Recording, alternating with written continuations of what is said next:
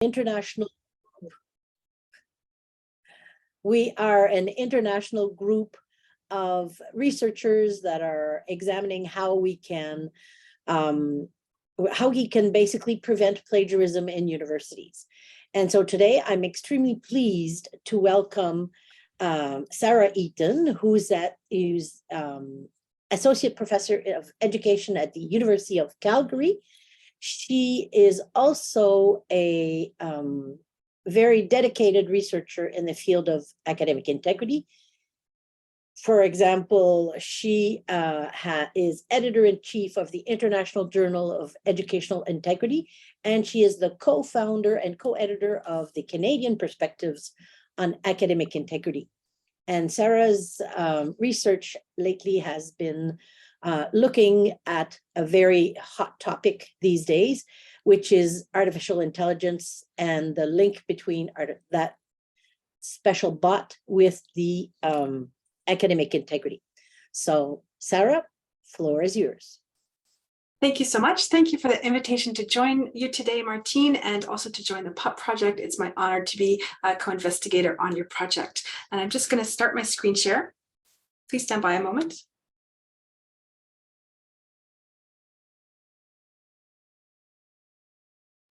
Okay, you should be able to see the slides. How does that look? I'm assuming it will. It's going to look okay. Thank you. Please feel free to contribute your comments through the chat. I probably won't monitor the chat during the session, but I'm hoping that there will be a lot of time for questions and answers after the chat. Also wanted to just start by acknowledging that I'm joining you today from my home in the city of Calgary, which is located on the traditional territories of the people of the Treaty 7 region of Southern Alberta, which includes the Blackfoot Confederacy, comprised of the Siksika, Piikani, and Kainai First Nations. Also the Tsuut'ina First Nation and the Stoney Nakoda, including the Wesley, Bearspaw, and Chiniki First Nations. And the city of Calgary, my home, is also home to the Métis Nation of Alberta, Region 3. And I often like to take a little pause with these land acknowledgements, particularly for people who live outside of Canada, to say that for us, these land acknowledgements are not only a matter of responsibility, but also our ethical obligation as part of our commitment to truth and reconciliation. For us, it's part of our obligation as educators and researchers. Okay, let's dive into our content for today. As Martine Peters said, this is an area that I've begun researching with a team here at the University of Calgary, separate from the PUPP project, but I'm not going to tell you about our research project, but sort of delve into some of the aspects around artificial intelligence, specifically considerations for plagiarism, because this is the focus of the PUPP project. So if you've seen other presentations that I may have done on this topic, today's is completely new and different, with some fun little things just to start you off with your morning, get you thinking, give you some things to talk about at the water cooler or virtual meetings that you're in today. We're going to look at the implications of artificial intelligence writing tools for academic and scientific integrity, and also the way that these tools are being used in other forms of writing, popular writing, for example. We'll look at emerging guidance around the ethical use of artificial intelligence tools, specifically for scholarly writing, which may have an impact not only for our project, but also for our students. We're going to be doing a little bit of forecasting and looking at what might be coming up with regards to artificial intelligence apps and their impact for writing, teaching, and learning, and then finally close with some practical tips. And I believe we have about an hour today. It sounds like a full program, but there should be lots of time for questions and answers. Some of you may have seen this little infographic that I posted on social media some time ago, just kind of getting some thoughts down on paper, and wanted to share it with you today as a way to frame the conversation. And then first, I'll go from left to right, top to bottom. And the first thing that kind of came to mind was that these tools do not automatically equate to misconduct. That as I was hearing some of the conversation that was emerging on social media, I was seeing what I thought was quite a reductionist and polarizing, illogical conclusion that if someone used AI writing apps, it was automatically plagiarism. And I thought, we want to break that sort of false if-then kind of logic flow because it's quite difficult to actually answer this question. There's a lot to disentangle, and I'll be the first to admit that sometimes the use of these tools can constitute a form of misconduct, but not always. So wanting to just kind of say, okay, there's a lot of gray area here, and there's a lot that our community of scholars, educators, and the world sort of hasn't decided yet. And also starting with the assumption that the tools can be used ethically for teaching, learning, assessment, and particular to this PUPP project, I would add in here as well, for digital scrapbooking. Trying to ban the use of these tools is I think, an exercise in futility, and may actually be irresponsible if we think about the ways in which the tools are likely to be used in students' futures, and what might be our ethical obligation to help them learn to use the tools in ethical ways, because we know that they're already being used by industry, and the chances that if we're teaching either children who are in primary or secondary schools or even university, and they enter the workforce, the tools will become available to them. And there really, I don't think there's any threat. We have no evidence to say that there's any threat here to human imagination or creativity. Yeah, so one of the questions I've posed rhetorically is, imagine your favorite author could write 3 books in a year rather than a book every 3 years. Or imagine, if you're a fan of popular fiction, that, say, Robert Jordan could have finished the Wheel of Time series rather than Sanderson finishing the Wheel of Time series. Imagine, if you're a Game of Thrones fan, that George R.R. Martin could have kept up with the writing for Game of Thrones, which we know he could do because the TV show progressed faster than he was writing. So there are possibilities here for writers to use these tools to their advantage. We haven't completely unpacked all of that yet. And thinking about assessments. So many of us here will work in a field where writing is a learning goal of a course. For people who work outside of writing, composition, language, a question to ask would be, if one of the goals of the course is not to create original writing, why are people assigning essays as a form of an assignment? If you're in a composition class, if you're in a writing class, then a writing assignment is fit for purpose. But there's lots of fields where writing an essay is still assigned as an assignment when the outcome of the course has nothing to do with writing essays. So there's questions to be asked here for learning and assessment around what makes an assignment fit for purpose. And then finally, this assumption that, you know, these tools are not going anywhere. So one of the things that we'll have to confront as educators is, how do we use them in ethical ways? So those are kind of some framing value propositions that will kind of frame the work that I talk about today. We know that these tools are not always accurate, and that, you know, kind of looking at what's on the, you know, available now about the information about these tools, we know that for ChatGPT, for example, there's about a 10 to 20% confabulation. In other words, 10 to 20% of the outputs generated by tools like ChatGPT are fabricated. They're made up. So if a student is using this tool and getting an output, they need to be aware that some of what they're generating is literally fake knowledge. And we have an article that came out in Scientific American that AI platforms like ChatGPT are easy to use, but they call it potentially dangerous. And they're talking specifically here about science writing. And this article came out late last year. And I really like this quotation here from Marcus. And it was that AI platforms are generating text that can be unreliable and could create an avalanche of misinformation. When we think about the ways that these tools crawl the web and aggregate content, gather content, aggregate content, it's indiscriminate. So it aggregates all of the true content, the real news, if you will, and it also aggregates the fake news and the garbage. And in addition, will confabulate 10 to 20% of its own creation, whatever it will come up with. So what we're dealing with here is a tool that is fun to use. It's becoming ubiquitous, but it's not yet accurate. It's far from accurate. We know that some of these tools have also been used by mainstream media, organizations such as the Washington Post and the New York Times have been using tools such as this for a number of years. And they also have editors that go and fact check what the tools are creating. When we have other organizations that are using them that are doing the fact checking, it can create a problem. One of these, there was just an article released a couple of days ago about how CNET is reviewing the accuracy of all of the outputs generated by an AI app that it has adopted very quickly, and it trusted the AI app to generate accurate, true content. Well, for a news organization, this is part of their reputation, right? So they found out that these AI apps were creating some garbage outputs, and they have dialed back on their use of it because, unlike some other organizations, they were not engaging editors in the way of fact checking. So I think what we're starting to see here is the increasing importance of fact checking, which in education we also call critical thinking.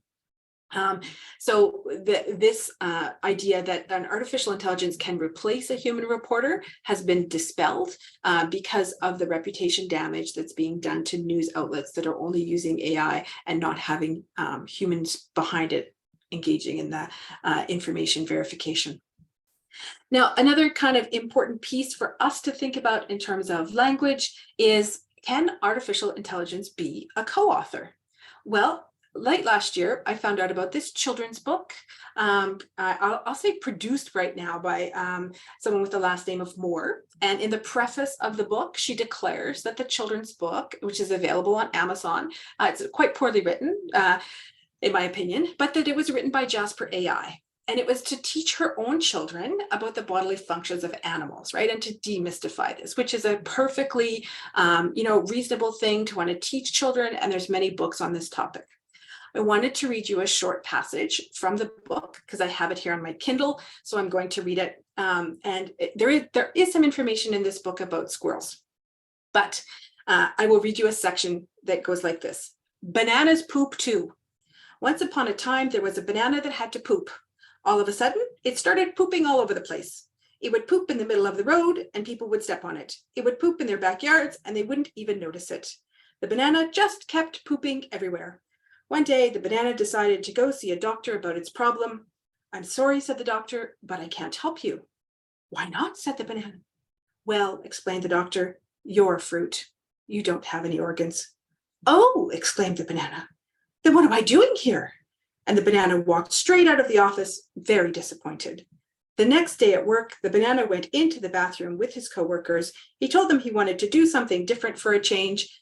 They thought this was weird, but let him be. So he went to the bathroom, stall by himself, took off his pants and underwear, and sat down on the toilet seat. And I'm going to stop there because the rest of it is not for family viewing. In any case, I wanted to share this because we have factual inaccuracies in this book about fruits pooping. And anecdotally, I had a friend who bought this book for their child, and then whose child became afraid of eating bananas because they thought that what was inside the banana was poop. And I can honestly say this is the first time in any presentation, research or otherwise, I've said the word poop so many times. The point of this is, there are books out there on Amazon already being written by Jasper AI and other tools. There are children's books being produced with misinformation, and it may sound funny and it may sound cute, but when we have a reaction or a result of things such as children becoming alarmed and afraid to eat fruit, then we have a problem. This book, as I said, is already freely available, has been available on Amazon for many months, and there are now thousands of books that are available through Amazon's self-publishing platforms that people can go have AI write a book and then they sell it online. And this person is also collecting these royalties for a book she didn't write. So you can start to unpack some of the ethical implications here. Now, let's go back to something a little more scholarly and dignified, if you will, because I'm feeling embarrassed about the number of times I just said that word.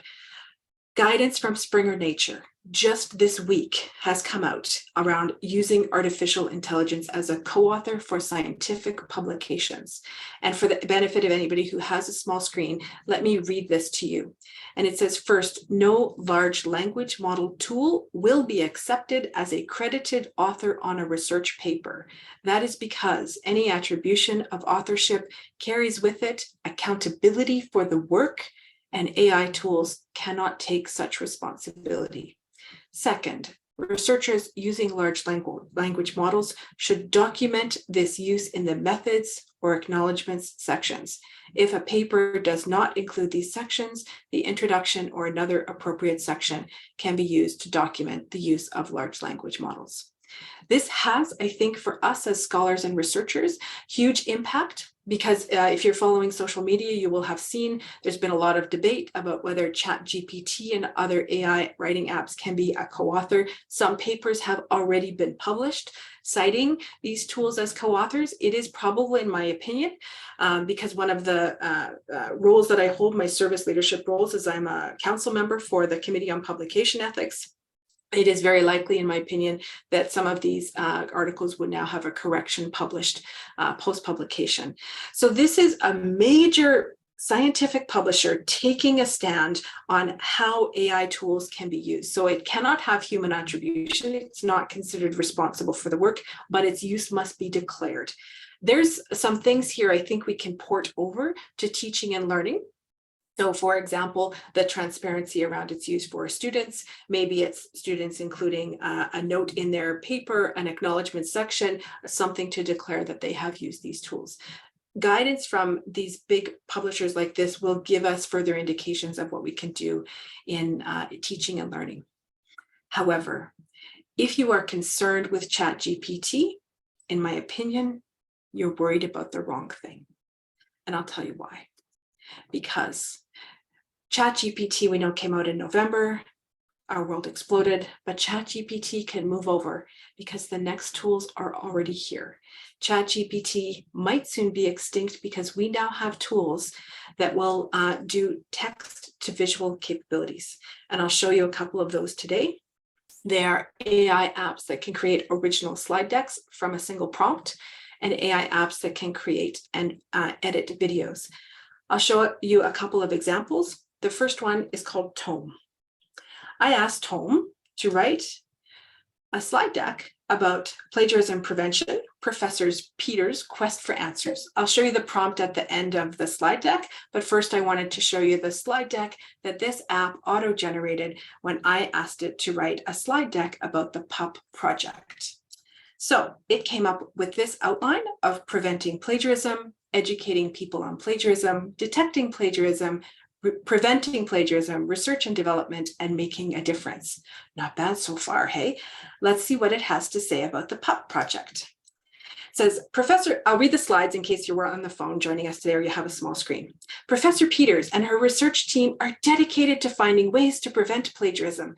Their research focuses on developing new methods for detecting and preventing plagiarism, as well as educating people on the risks and consequences of plagiarism. The team has developed a comprehensive system of detection and prevention techniques, which includes software and techniques to detect plagiarism, as well as strategies to help people understand the importance of original work and consequence of plagiarism. We also educate people on plagiarism. Professor Peters and her team are committed to educating people on the risks and consequences of plagiarism. They have developed a comprehensive program to help people understand the importance of original work and the consequences of plagiarism. The team has created a variety of educational materials, including videos, articles, and interactive activities to help people understand the risks and consequences of plagiarism. They also provide resources and advice to help people avoid plagiarism. Detecting plagiarism. Professor Peters and her team have developed a comprehensive system for detecting plagiarism. This system uses a variety of software and techniques to detect plagiarism, as well as strategies to help people identify plagiarized work. The team has also developed a comprehensive database of original work, which can be used to compare submitted work and detect plagiarism. This database is regularly updated with new works, ensuring that it is up to date and accurate. Preventing plagiarism. Professor Peters and her team are dedicated to finding ways to prevent plagiarism. They have developed a comprehensive system of prevention techniques, which include software and techniques to detect plagiarism, as well as strategies to help people understand the importance of original work and the consequences of plagiarism. The team has also developed a variety of educational materials, including videos, articles, and interactive activities to help people understand the risks and consequences. They provide resources and advice. You're starting to see a pattern here, right? Research and development. Professor Peters and her team constantly researching and developing new methods for detecting and preventing plagiarism. They're always looking for new ways to improve their system of detection and prevention techniques, as well as ways to better educate people on the risks and consequences of plagiarism. The team is also actively involved in the research community, attending conferences and publishing papers on their research. They're committed to helping people understand the importance of original work, irony, and the consequences of plagiarism. And finally, making a difference. Professor Peters and her team are committed to making a difference in the fight against plagiarism. They're dedicated to finding new ways to detect and prevent plagiarism, as well as educating people on the risks and consequences of plagiarism. The team is passionate about their work and is committed to helping people understand the importance of original work and the consequences of plagiarism. They are making a difference in the fight against plagiarism, one step at a time. So you can see, let's just dissect this a little bit and conduct a little bit of sort of surface level analysis. This was created by a completely free app called Tome. You need a valid email address to use the app. Of course, you could use a fake email address if you wanted to. The prompt I gave it was Professor Peters and her research team studying how to prevent plagiarism. A couple of things here with this prompt is I used the word professor instead of doctor because I didn't want the app to get confused with a medical doctor. And then this was the entire prompt. So you can see if you were following along that it generated 8 slides, and the text and the images were chosen and generated by the app. There were options to change the theme and the font. I chose the Neptune theme because I like the blues and that I had there. And it took about 5 seconds to generate that slide deck. Now you could probably tell as I was reading it that there was an awful lot of repetition. There was some misinformation. The app had our research team doing things that we don't actually do. And that there was a lot of sort of generic fluff in there, if you will. However, your students already have access to this app. It's freely available on the internet. So, and it's also creating this idea of text and images together and creating a new product in a very short amount of time. So this one is, and you can see the amount of text that it generated from the one prompt. There's another one that I wanted to share with you, and I hope that the video will work. So I'm actually going to make my chat here so that I can see that the videos work. This is called a text to video, and this product will allow you to create and edit videos using artificial intelligence. It's called Runway. Let's see. This is a box, a magical box. This box can make any idea real.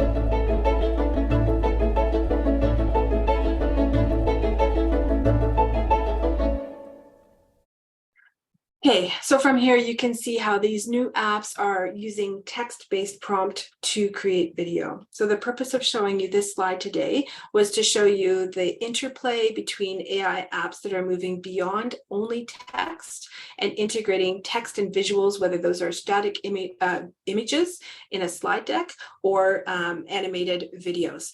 And when we talk about giving students things like authentic assessment, we may be moving them away from essays towards things such as video creation or slide decks or other forms of assessment, but the AI is quickly catching up with us. I'm going to pop the video link in the webinar chat so that you have it there and you can watch it later and show it to other people. So I think when we're thinking about these AI apps and we're thinking about language, we need to also think about the interplay between text and non-text based forms of output, text and non-text based disciplines, and the ways in which text prompts can be used to generate other kinds of outputs. So in other words, if we're only worried about large language models, we need to expand our thinking. We also know that these apps are not going away. So when I hear people say things like, oh, we just need to ban these are not appropriate for use in the classroom, there is every indication that these apps are going to become fully embedded and integrated into Microsoft Word. So just, I think this week or last week, Microsoft announced another multi-billion-dollar investment in ChatGPT. I think last I heard that they had invested $10 billion in OpenAI. I mean, companies like this aren't making these investments for altruistic purposes. They're doing it to improve their products, to generate profit. We know that some of these tools are likely to be paid tools soon. So there are equity issues here around, the digital divide, etc. But there's probably going to become a time in the near future where AI capabilities are fully integrated with Microsoft Word. In other words, we give it a prompt and it will write something for us, and in Google Docs. And the predictive text that we have on our cell phones was a very, very early version of this, but it's becoming better and better. It's possible that we may see something in the future where instead of asking our home devices what the weather is, for example, we can ask the same devices to write us an essay or a paper on something, or create a video, or create a slide deck. And the voice prompt can be used, whether it's a written text prompt or a voice prompt. It is entirely probable that these technologies will soon be embedded. So for us as educators to try and think about banning them will become entirely futile, because they will be like spell check and grammar check part of Word. Now, having said all this, if you're starting to feel a little bit like, what can I possibly do with this? Well, I wanted to kind of conclude today. I know we'll have a lot of questions, but I know some folks are very hungry for practical tips for the classroom of what can we do today with these teaching and learning artificial intelligence apps. So in the chat with you, I've shared a resource that we've produced at the University of Calgary with really basic information. And we have on our campus, as I'm sure everybody has on their campus, professors with very polarized opinions about this. Some people want it shut down. Some people are being quite experimental in their classes and insisting that students use ChatGPT, for example, in their assignments. This resource is a website, and it's also a downloadable PDF at the bottom of the page that you can download and share. It's based around 3 key principles of engage, explain, and explore. So what we suggest is having honest conversations with your students about your expectations regarding the use of artificial intelligence apps in your courses, and starting a discussion with students about artificial intelligence literacy and what it means in your course, and then some guiding conversations and questions that could include things like, what do you know about these apps? Have you used them before? If so, in what ways? And how can you ethically use artificial intelligence apps to support learning? And some other considerations here about having students acknowledge the use of the apps in their writing if they're permitted to use them, and acknowledge, just even if they're trying to cite them, but they're not citing in a way that adheres to, say, APA or MLA, that's because there's really sort of not clear guidance in these referencing guidebooks and style guides manuals right now for how people can cite and reference these apps. So if students are making an effort to give attribution, to recognize the effort. Rather than saying, oh, well, you didn't have sentence case capitalization here, or is this a website, or is it a tool? But rather to acknowledge students' intentionality to act ethically with these apps. And also in terms of explaining, for professors to explain their expectations around the use of artificial intelligence apps, consider how the learning course outcomes can align with the potential use of these apps. So if the course outcome is to generate original writing, and students choose to use an AI app, well, then that may be in contravention of the learning outcomes. But if this is not part of the learning outcome of the course, and it doesn't say students can't use the apps, is this just another tool? These are the complex questions that we don't have answers to right now. But there are arguments that can be made to course design about potentially being proactive with the use of the apps. And then how can We engage students in discussions in small groups about their use of these things, and for educators really starting to think about what kind of assessments align with the learning outcomes.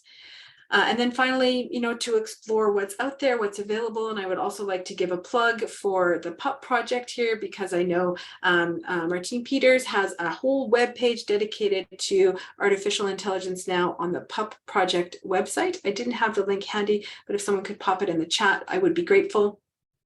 And I know that resource is being kept up to date all the time. So I purposely made today's webinar a little bit shorter so that we could have lots of time for discussion and Q&A. So I have my references here. I'm happy to share these slides with Martine. I'm going to stop sharing my slides now so we can have some good conversation. Thank you, Sarah.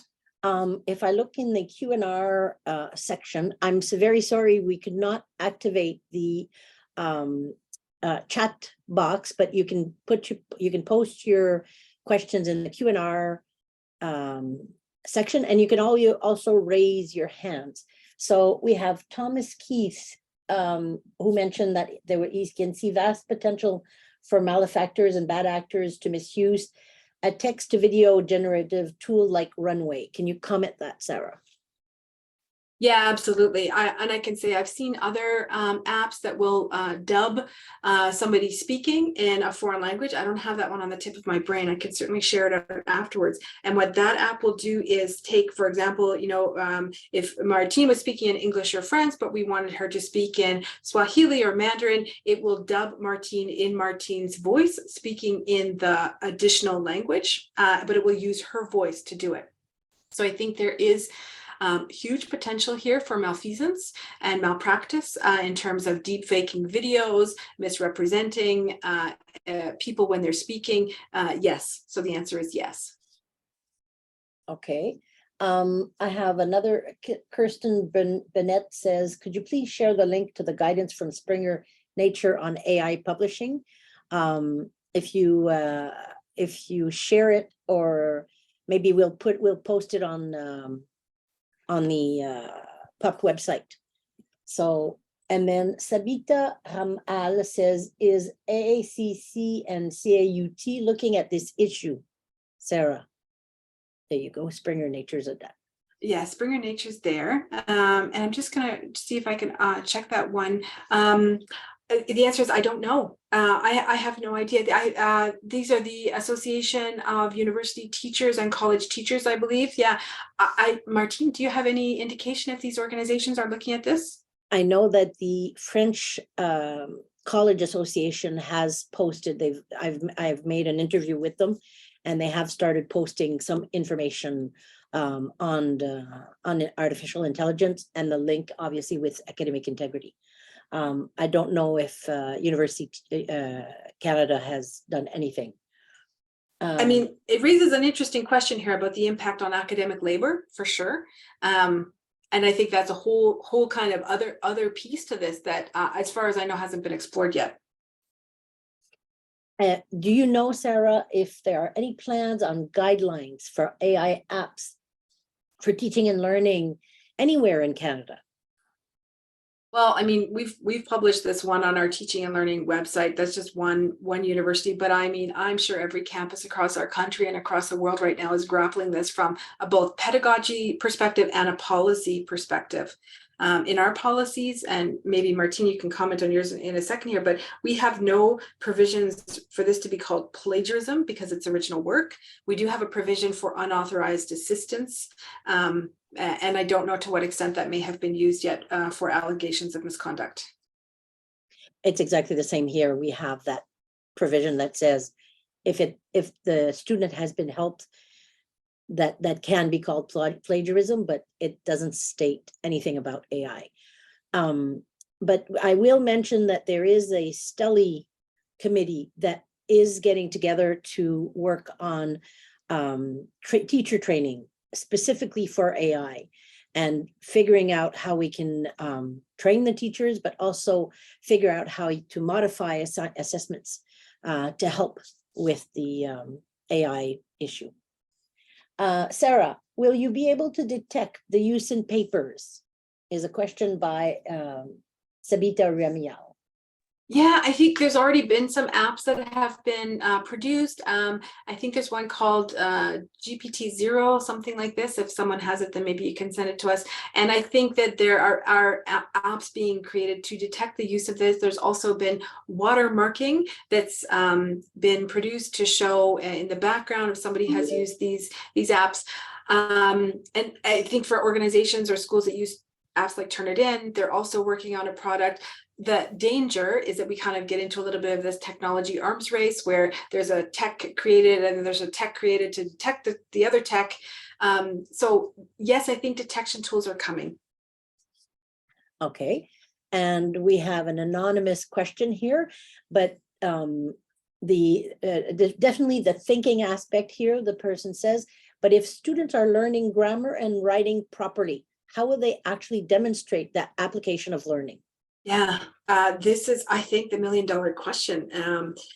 And some of these ChatGPT apps, I've seen them, and you can do like an online writing, real-time editing. So it will generate a starter text for you. An analogy I've used before, it's almost like a sourdough starter, right? And then you can go in and you can modify it. You can change the grammar. You can use synonyms, and it will prompt you and get you started.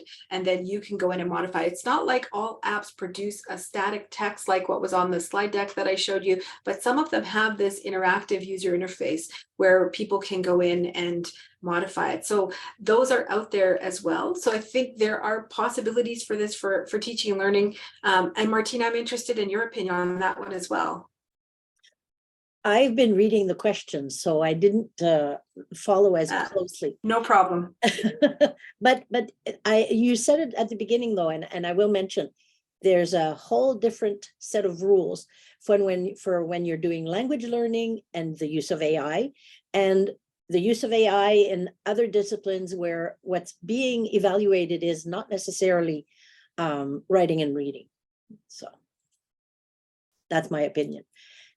There's a few sets of questions, and I'm going to summarize them a little bit, and that's what I was trying to do. But because people are saying AI gives false information, the work is not up to par. So how can we spot AI in our students' writing, and how can we grade AI work? Yeah, this is, again, these are kind of important questions, and these are the ones I think we're all trying to puzzle through. So there are, these emerging apps to detect artificial intelligence writing, and some of it, like if you think about that slide deck where I read the 8 slides, the amount of repetition and generic information that's in there.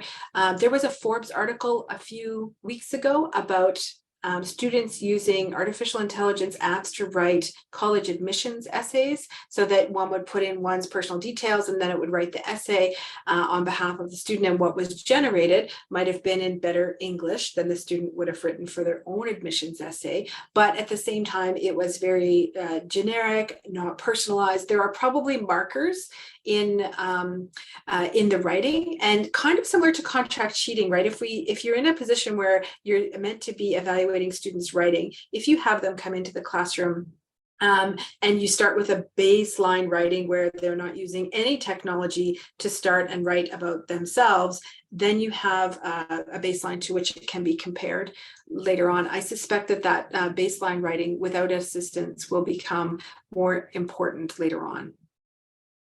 Okay, and somebody asks a question that's going in that direction. Is using AI going to constitute misconduct, and should it be, and will it always be? What's your opinion on that? Yeah, I mean, we don't as yet have these like clearly defined perspectives on policy yet. In some cases, right, it could be misconduct.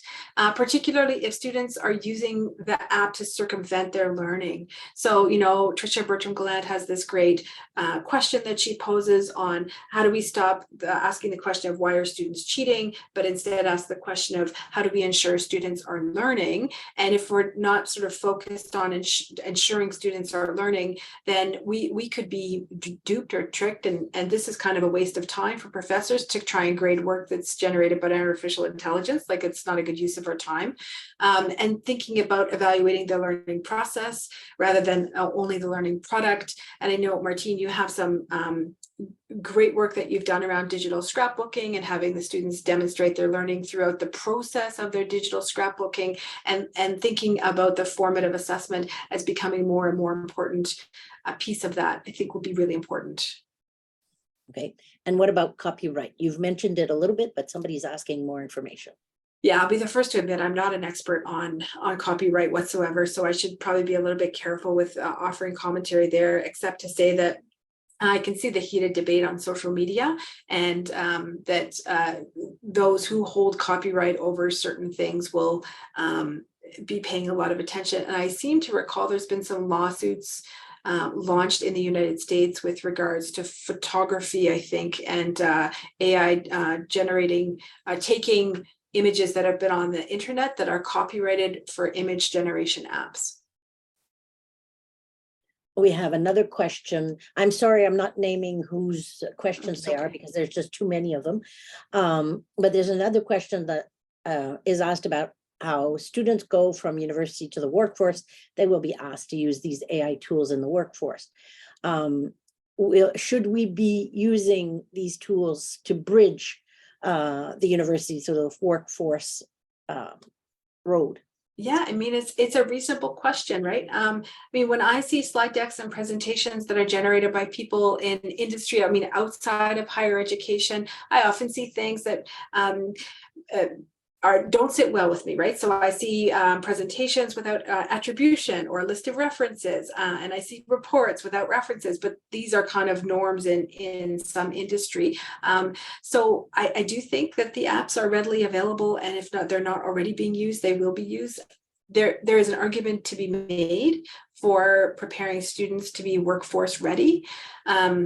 But I don't actually know what that looks like. We don't, so we don't have that sort of crystal ball yet, but I could see from an industry perspective where you're wanting to do things efficiently and quickly, that these tools could be very seductive. Okay, and I have another question here with the chat, GPT-0 by Edward Tian. Do you think these will work in the long run? Are they just band-aids for now? Or are we ever going to be able to detect, basically? I mean, we might be able to detect, but there might also come a point where if you think about an AI text that's generated with a graphic user interface on the internet, where it's generated the text, and then I can go in as a writer and I can further manipulate that text. So the end product is neither generated fully by a human nor fully by an artificial intelligence, but is some kind of hybrid. That's where I think things will get very tricky, because it might be able to say, okay, well, you know, this part of this sentence was generated by AI, but not the rest of the sentence. Like, I think we're going to get down to the sentence level where we're going to have this sort of hybrid writing. There's indications that that's coming. Okay, I have two questions here about referencing. And the first question is asked is, can AI reference and quote and use quotes, and can we expect APA, MLA, and other styles to update their criteria regarding citing and referencing of AI apps? Yeah, great question. So I'm going to share another tool in the text chat here. It's called elicit.org. If you're working with graduate students, this might be a good one to have on your radar. It will generate a research question for you, and it will help you build a literature review using AI tools. So the tools and the ways in which they're being used are evolving rapidly. And so in terms of referencing, I've seen some of the text that is generated. So I've played around, put in a prompt and said, write me a paragraph about academic integrity, and it will come up with references to, gastrointestinal scientific papers and things that have nothing to do with our field. So in terms of, can it generate a reference list? Yes. Is the reference list appropriate, and does it actually cite what it's wanting to cite? Debatable. Are the apps likely to get better? Probably. And then these sort of research tools out there like elicit.org, where it's offering to help students do things like write a research question, which is one of the most difficult things for a novice researcher to learn to do, that they'll be more and more available, I think. There's a question here that's asking about ChatGPT, but specifically in a business situation to which an analysis is required in Excel or other software. So it goes just beyond writing an essay. Can AI produce answers to this? I don't know. I'm not sure if anybody else has Martine's nodding yes, so why don't I give you the floor? I have not tested it with Excel, but I've tested it with some mathematical questions, and I know some other people have done it, and it will answer some type of data analysis. Be careful. Again, it does not always answer it properly, does not always give it a good answer, but it will give an answer, some type of data analysis. I have seen a tool that's become available for qualitative data analysis, where it's like one step up from in vivo for folks who know that kind of tool, and will allegedly conduct the analysis on behalf of the researcher to make them, more efficient. And I haven't played with that tool myself, but I'm a little cautious. I'm very cautious about those tools because the analysis involves this sort of human input as well. And if it's only doing things like counting word frequencies, etc., then it may be resulting in an analysis that's completely different from what we might analyze as humans. I have another question here that's very interesting. Would you recommend using OpenAI in communication courses where the objective is to teach students to create effective written or an oral communication pieces?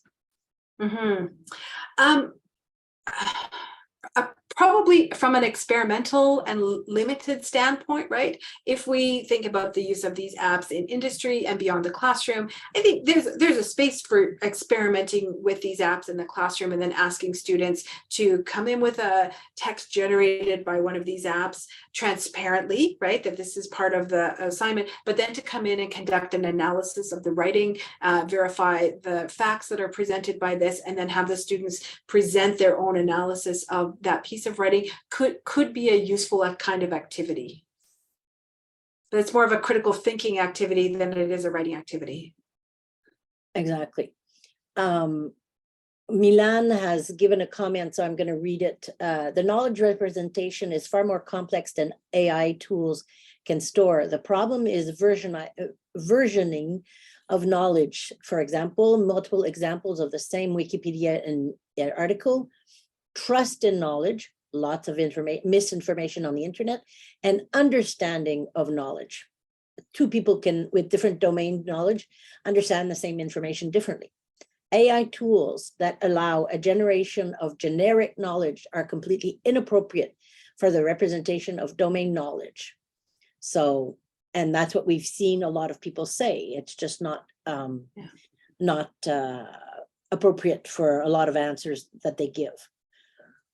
Yeah, and I mean, there's something exciting for those of us who are scholars and researchers about the intellectual debate. And there's many colleagues that I have whose opinions on things like plagiarism are different from mine. And I actually find that exciting to be able to engage in that kind of dialogue and debate. I think in popular culture, we've seen those kind of debates become highly like emotional, heated, polarizing. We've all heard of those stories where family members won't talk to each other at holidays because they have different political views. And as intellectuals and scholars, we sort of step back from the emotion. And when we encounter a colleague whose ideas are different, we have our curiosity drive us to go, oh, this is interesting. They disagree. Let's figure out why. This is kind of fun. But I can also see the potential for when it becomes like emotionally charged, that can could be quite destructive. And I agree that this generic knowledge is kind of blasé and just, sort of uninteresting from an intellectual standpoint. Somebody has written that writing is a tool for cognition, identity, knowledge building. If AI is here to stay, which we all agree it is, do you think it's possible for students to still build these skills while beginning the writing process with AI? My gut answer is probably yes. For a long time now, generations, I almost want to say, like old school, right? We would have given a sheet of paper to students with like an essay starting sentences or transition phrases, right? That we would use them to help them incorporate these phrases and sentence starters into their academic writing to learn it. And then, from the paper base, those are on the internet now. You can find all of those sentence starters on the internet. This is like kind of leveling it up. So there's probably a place for it. And when I think about, writing in a second language, there's lots of times I would have put in my English version of a transition, but it doesn't work in the second language, right? So there can be ways to refine it. Again, it's kind of the interplay between the human intellect and the artificial intelligence. And it's the interplay that I find exciting for teaching and learning. But when it becomes a mere substitution for learning, that misses the point. Somebody asked a question, and I'm really, really interested in your answer about this one, because I think it translates a lot to what we do, which is grading. Publishers have started to use AI to review papers. Have you seen this in action? Do you think it's possible that AI can review papers? I think we all want to know, can AI be used to grade our papers? Potentially there's machine grading that's out there for certain things right now. And I do know that the use of artificial intelligence is being used by the large publishing houses for a variety of things, whether it's editing, etc. So I mentioned that I'm a member of COPE, the Committee on Publication Ethics. They put out a paper last year on the use of artificial intelligence for scientific publishing. So it's no secret that AI tools are being used, but the debate that's ongoing in the scientific and scholarly publishing world, as I understand it, is the decision-making capacity that the AI tool has. For example, when I receive a manuscript that comes into the journal that I edit, I also get an originality report that's done by Authenticate. And it comes back with the score. All I see is the score. And then I can go in and I can conduct the analysis myself. With regards to the AI tools that are being used, they may be used in a way to present information to journal editors and associate editors, but the decision-making capacity is still right now left in the hands of the editor and the human editor, that we're not relinquishing the decision-making to the AI. We have a question that says, we have to think as professors, as faculty, on our evaluation. For example, the example that's given here is ask students for a personal analysis instead of just putting general information or finding the information. What do you think about that? I'm thinking about the Forbes article that Emma Whitford, I think her name was, wrote some time ago, where on the college admissions essays in the United States, and she used an open AI tool to write college admissions essays that were completely personalized. So it's already out there. I'll see if I can even find a link to that. So this idea of personalization, if you feed the app the personalized information, it can generate so allegedly personalized essay. Yeah, I found the link. I'll put it in the chat for everyone. So there's one here about the college essay, but then I think there's a link in this one that talks about the admissions essay too. She has a whole she has the article, but then she sort of unpacked her research in a different website that I think is linked in this article about these are the essays that it generated for college admissions.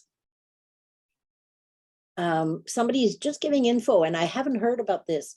But AI is some AI on AI text detection. So ChatGPT 0 uses a concept called burstiness.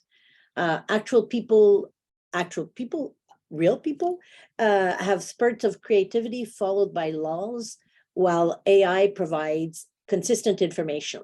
So it might be one way to, I don't see how when you have the final product, you'd be able to detect that. Do you have any idea on that, Sarah? I don't.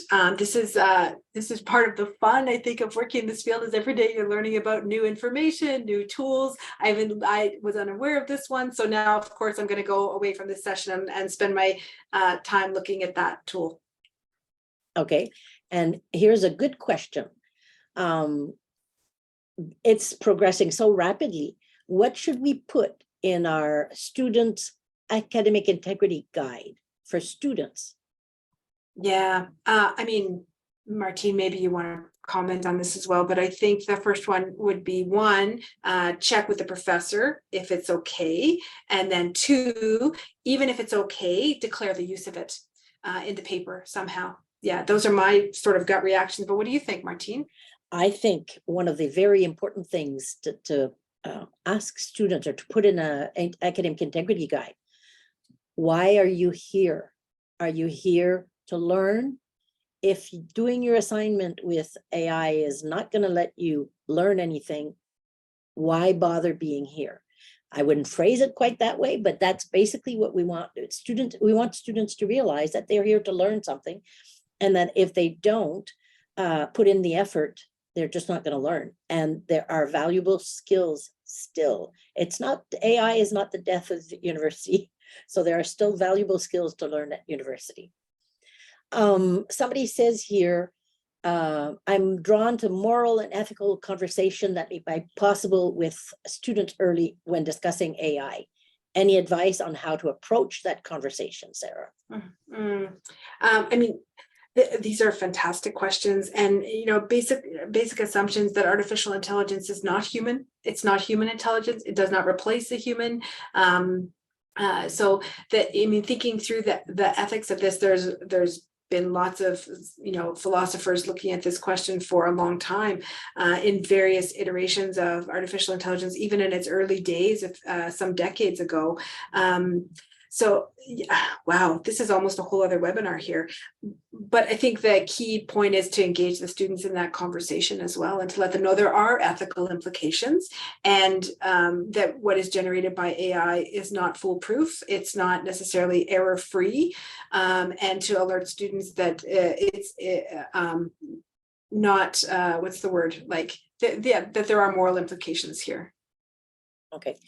Don Sutherland has a very good question also.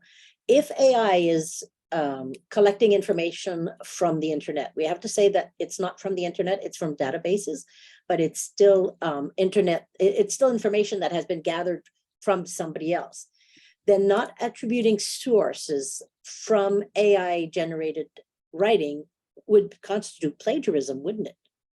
What do you think, Sarah? Well, yeah, I mean, this is an interesting question. I think, going back to that copyright question that came up earlier, and the lawsuits that are happening now with the person who, to create an image database, pulled images from the internet. I think it was like had a tool that pulled, like, I think it was 100 million images from the internet, many of which were copyrighted by photographers.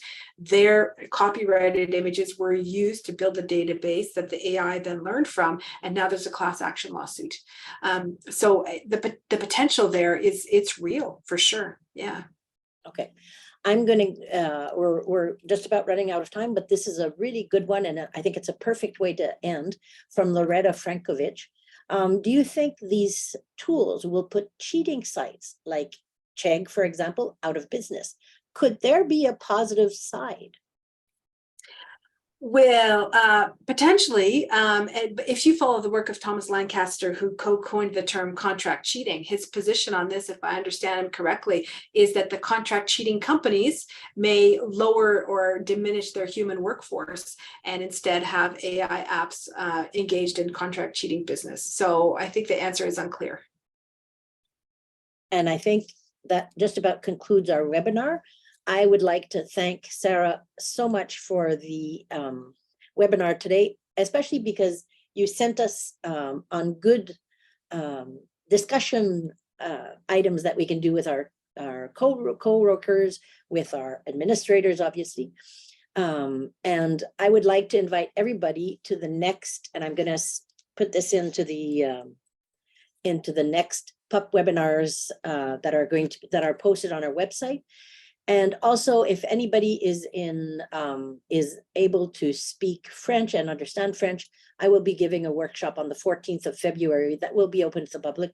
We will post it again on the PUPP website.